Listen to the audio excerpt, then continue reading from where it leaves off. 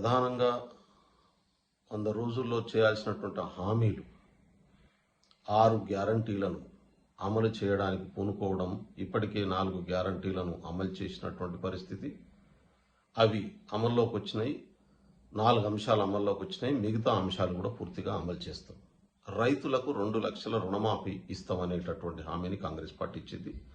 మొత్తం కాంగ్రెస్ పార్టీ అధికారం చేపట్టే నాటికి ఆర్థిక వ్యవస్థను చిన్నాభిన్నం చేసి వీళ్ళు పోయినరు. దాన్ని సరిచేసే లోపు ఎన్నికల నోటిఫికేషన్ వచ్చింది పార్లమెంట్ ఎన్నికలకు.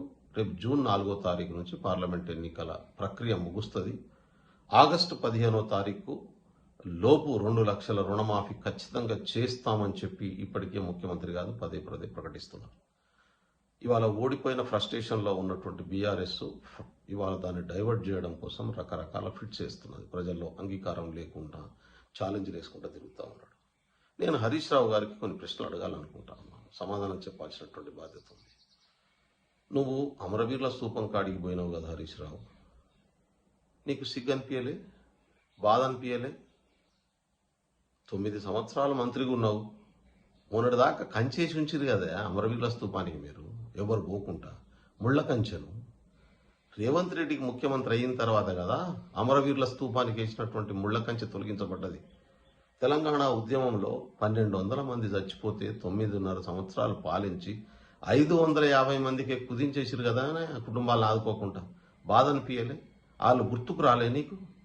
నువ్వు పెట్రోల్ పోసుకుంటానని డ్రామా ఆడి 100 మందికి చనిపోవడానికి కారణం నువ్వనేటటువంటి విషయం కూడా నీకు సోయికి రాలే?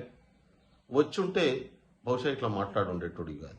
నువ్వు ఏ ప్లేస్లో పోయి ఇవాళ నిలబడ్డావో ఆ ప్లేస్లో ఫ్రీగా వెళ్ళడానికి 9.5 సంవత్సరాల్లో ఎప్పుడన్నా అవకాశం ఉండేనా?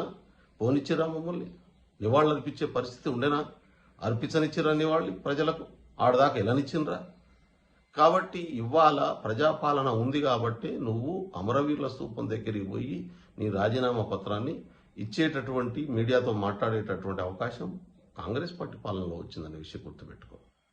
ఎందుకు 1200 మందిని ఆదుకోలేకపోయారో ఇప్పటికైనా చెప్పగలుగుతావా? ఈ ఆత్మహత్యలకు పూనుకోవడానికి కారణం నువ్వు అనే విషయం నీకు తెలుసు కదా. కాబట్టి ఇవాళ ఏ రోజు కూడా ఎందుకు రైతులకు ఇవాళ 1,00,000, 1,50,000, 2 లక్షలు అప్పయింది? మీరు మొదటి దఫా 1,00,000 రూపాయలు మాఫీ చేస్తామని చెప్పారు. మాఫీ చేసిరా 1,00,000 రూపాయలు? చేయలే కదా. సంవత్సరానికి 25,000, 20,000 జమ చేస్తే వడ్డీకి సరిపోయినాయి, అప్పట్నే మిగిలింది. 2వ దఫా కూడా 1,00,000 రూపాయలు మాఫీ చేస్తామన్నారు. పోనీ 2వ దఫా మాఫీ చేసిరా? చేయలేదు కదా. ఒక్కసారి 25,000 రెండోసారి ఇచ్చి ఆపేసిండ్రు. ఇప్పటికీ మీ జిల్లాలో చాలా గ్రామాల్లో మొదటి దఫా రుణమాఫీ కానటువంటి వాళ్ళు ఉన్నారు కదా మెదక్ జిల్లాలో. ఎందుకు చేయలేకపోయినరు? కాబట్టి రైతుల్ని డైవర్ట్ చేయాలని, రైతుల్ని రెచ్చగొట్టాలని మీరు చేసేటటువంటి నీచ రాజకీయాలు బంద్ చేయండి. కాంగ్రెస్ పార్టీ ఇచ్చినటువంటి ప్రతి హామీని 100% అమలు చేసి తీరుతుంది. అమరవీరులను ఆదుకోవడం శాత కానటువంటి వాళ్ళు తెలంగాణ ప్రైడ్ను, జయ తెలంగాణ గీతాన్ని ఒక ఎగ్జిక్యూటివ్ ఆర్డర్ చేయాలి. ఇచ్చిండ్రా మీరు? రేవంత్ రెడ్డి గారు వచ్చినాక జయ తెలంగాణ రాష్ట్ర గీతంగా ఇవాళ గుర్తించబడ్డది. ఎందుకు ఇవ్వలేదు ఆ రోజు? మీరు చాలాసార్లు మాట్లాడినాం కదా, చాలాసార్లు అడిగినాం కదా, ఎందుకు చేయలేకపోయినరు? ముళ్ళ కంచెరు సీఎం ఇంటికి పెట్టుకున్నారు మీరు, దించమని చెప్పి 100 సార్లు అడిగినాం. ఎందుకు దించలేదు మీరు?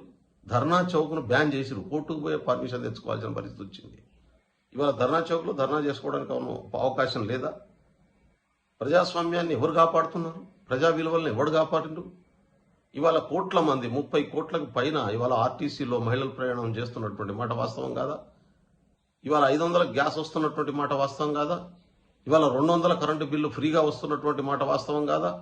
ఇవాళ 10 లక్షల ఆరోగ్యశ్రీ కవర్ అవుతున్నటువంటి మాట వాస్తవం కాదా?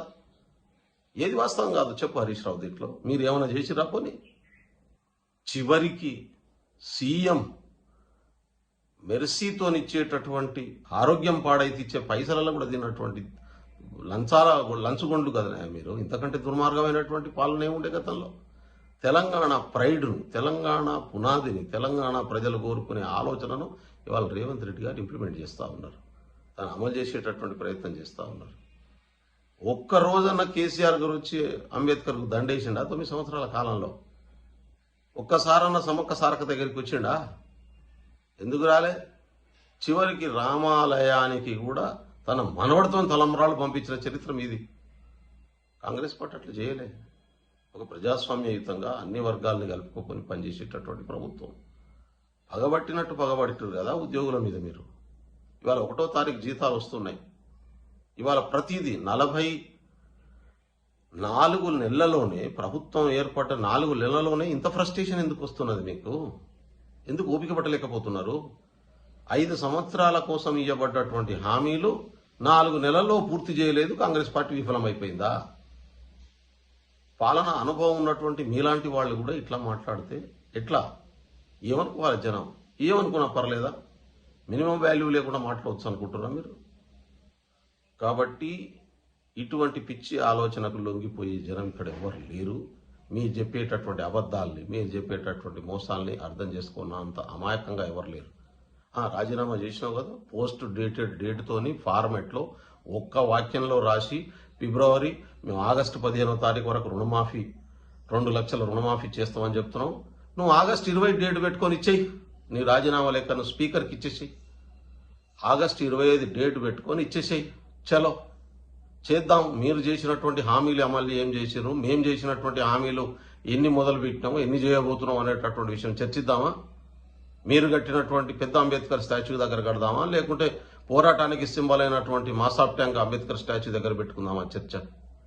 అమరవీరుల స్తూపం ఇదే నువ్వు ఇవాళ హామీ పత్రం పట్టుకొని, రాజీనామా పత్రం పట్టుకొని, దొంగ రాజీనామా పత్రం పట్టుకొని పోయినటువంటి స్తూపం కాడ కూర్చుందామా, లేకుంటే లంచాల కోసం లంచాలు పెట్టి చివరికి అమరవీరుల స్తూపంలో కూడా లంచాలు తీసుకొని కరప్షన్ తీసుకున్నటువంటి కొత్త అమరవీరుల స్తూపం మీరు కట్టిన కాడ పెట్టుకుందామా చర్చ? పెట్టండి. ఎక్కడ పెడదామా పదండి, నేను వస్తా. మీరు చేసినటువంటి మోసాలు, మీరు ఇచ్చినటువంటి హామీలు ఎన్ని చేసినారు? 3 ఎకరాలు ఎస్టీలకు 3 ఎకరాలు అని చెప్పి జీవో ఇవ్వకపోతుంది కదా.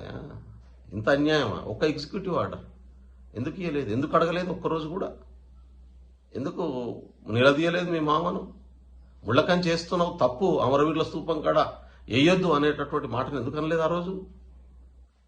ధర్నా చౌక్ మనం పోరాటం చేసి తెలంగాణ తెచ్చుకున్నాం అని చెప్తున్నాం. మరి పోరాడేటటువంటి హక్కు, ప్రజల వాయిస్ను చెప్పే హక్కు ప్రజలకు ఉందని చెప్పి ధర్నా చౌక్ ఉండాలని చెప్పి ఎందుకు ఆర్గ్యుమెంట్ చేయలేదు? ఎందుకు నిలబడలేదు? కాబట్టి ఈ నంగనాచి మాటలు, ఈ తప్పుడు వాగ్దానాలు, ఈ డైవర్ట్ చేసేటటువంటి మాటలు బంద్ చేయండి. తెలంగాణ ప్రజల అమాయకులు కాదు.